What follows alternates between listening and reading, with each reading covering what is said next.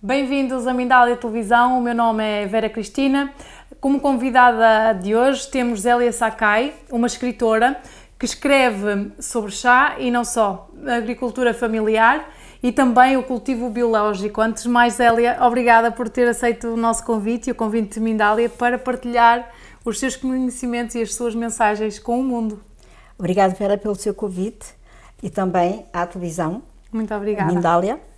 Zélia, vamos então falar sobre... Sei que a agricultura familiar é um tema que você gosta muito, que defende muito. Quer-nos falar o que é então a agricultura familiar? Eu dedico-me à agricultura de proximidade, desde 1980, quando adquiri uma propriedade no interior da Serra de Monchique e aí me dediquei ao cultivo de plantas aromáticas e medicinais e árvores nobres, e várias árvores e plantas perenes. Era uma zona privilegiada, mas com excessivos incêndios florestais, toda a região foi devastada. Restou apenas um viveiro, rodeado de figueiras da Índia. E elas estavam lá propositadamente porque têm a capacidade de abafar as chamas.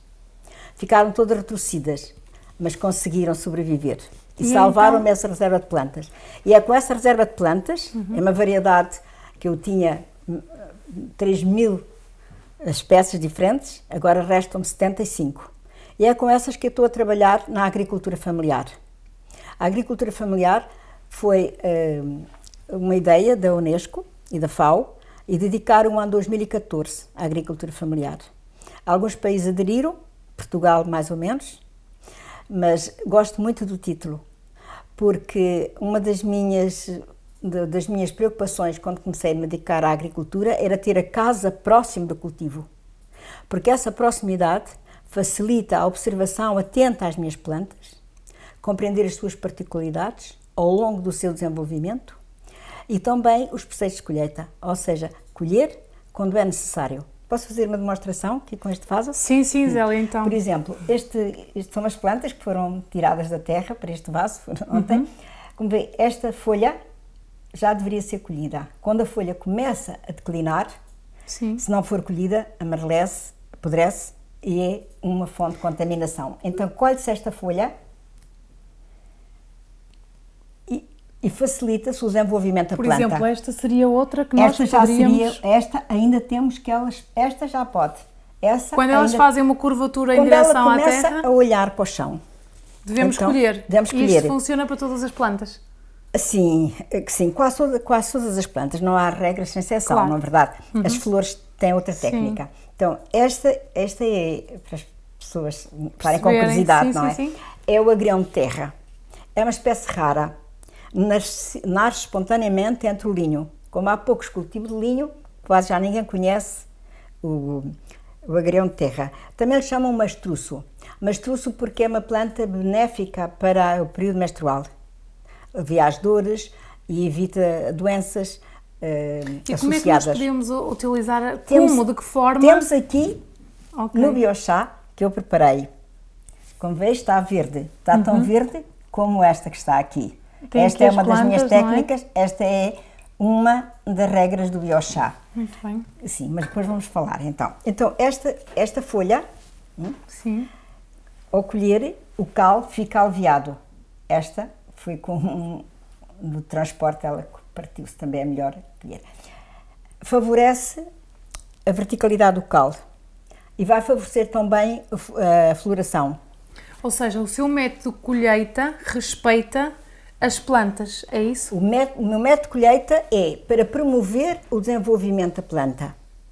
E o meu trabalho com a planta não é para tirar dela o melhor proveito, como é o espírito da agricultura convencional. Não. A minha primeira preocupação é cuidar da minha planta e procurar ajudar para que ela alcance a longevidade.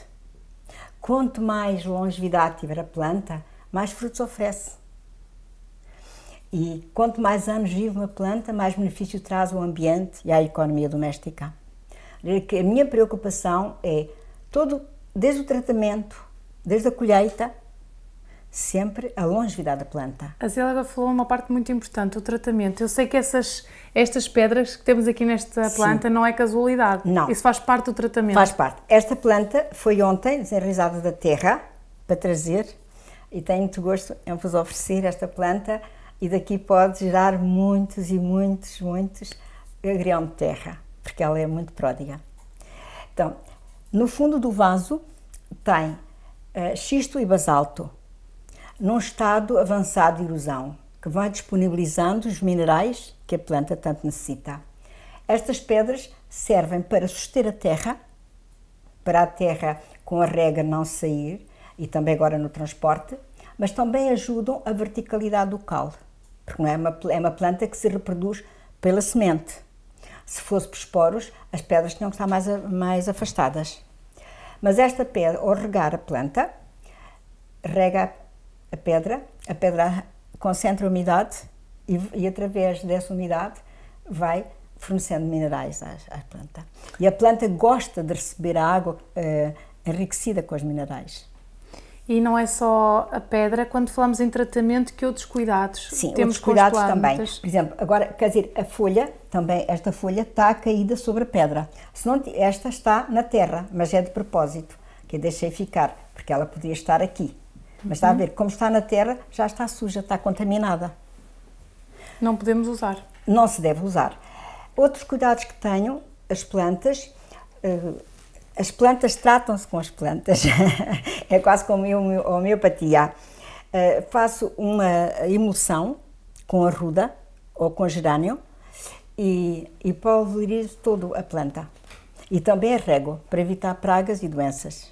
Eu sei que a Zélia, na sua agricultura, tem muito cuidado nesse tratamento e trata, como estava a dizer, as pragas com outras plantas. Exatamente. Não só numa solução, mas também planta, arruda e gerânio na terra.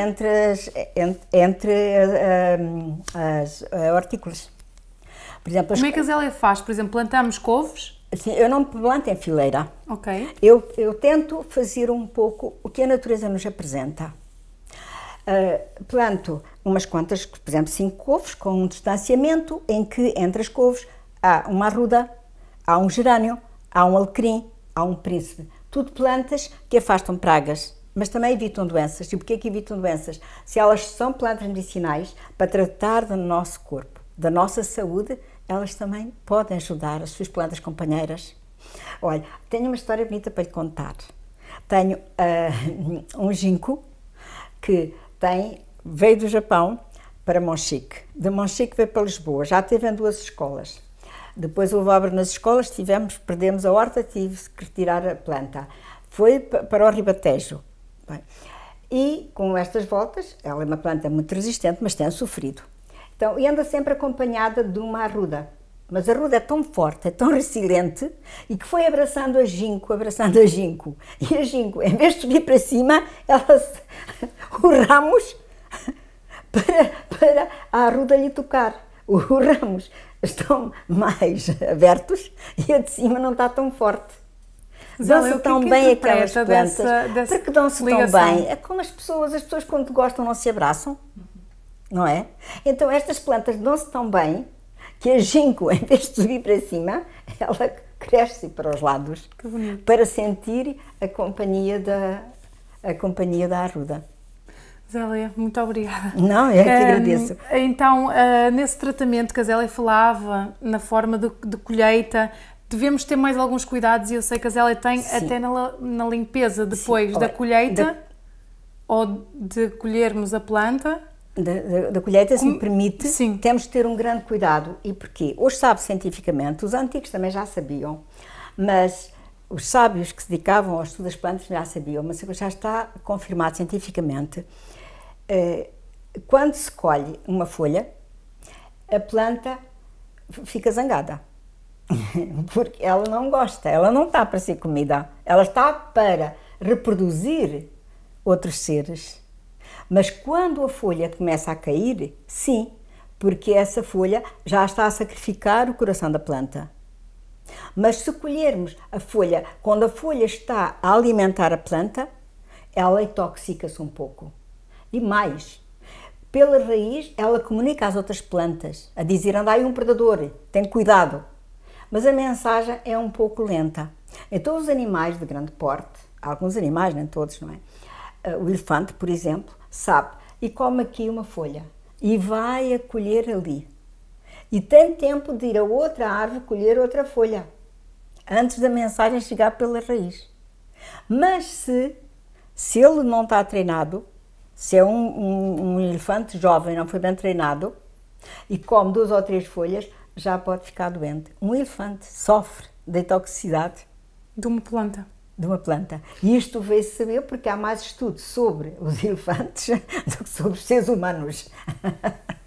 Pois, Sim, ela também tem muito cuidado e alerta muitas vezes para algumas pragas que eventualmente podem existir quando as folhas têm marcas. Sim. Isso não deve ser consumido. A couve portuguesa, por exemplo, a couve é muito atacada, é uma planta muito domesticada já há tantos anos, não é? E está muito viciada em tratamentos, está mais fragilizada, não é? Então, ela tem lavras, tem muitas doenças, imensas doenças. E se observarmos, é na fase interior da folha, que estão os estragos desses predadores, até lavras de insetos. Devemos observar muito bem a folha. Quando a folha tem um buraquinho, as pessoas não ligam àquilo, depois deviam ligar. Foi uma bactéria que andou ali a comer. E tem lá as ovas, estão lá os filhos. E está um pouco escuro aí em volta. Então, essa folha já não deve ser consumida. Nem tão pouco no composto. Porque vai ser um portador de várias doenças. Porque para tratarmos bem uma horta, temos que começar por tratar bem o solo e o composto. E a Zélia também fala muito do composto. Sim, eu faço o meu próprio cada composto. Pessoa Eu faço o composto. Numa outra entrevista está prometido falarmos sobre esse tema. Sim, sabe. Bem, mas então, antes de mais, deixe-me só falar, Zélia, sobre mais, o não seu... quero interrompê-la, mas Obrigada. vai arrefecer.